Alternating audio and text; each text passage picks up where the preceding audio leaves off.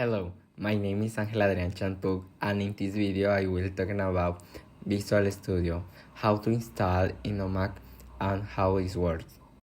Visual Studio is a work tool for programmers. Is one of the most popular applications in the area.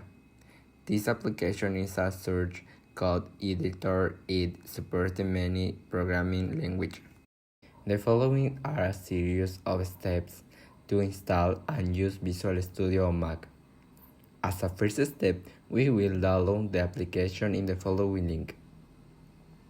Then, we will double-click on the download to unzip the file. The next step is to move the download file in the folder application, and finally with the installation, right-click to select Keep in the dock. Next, to use Visual Studio, you must first open the application and download the language extension to use. Second, create a working folder, and finally create a file and start programming.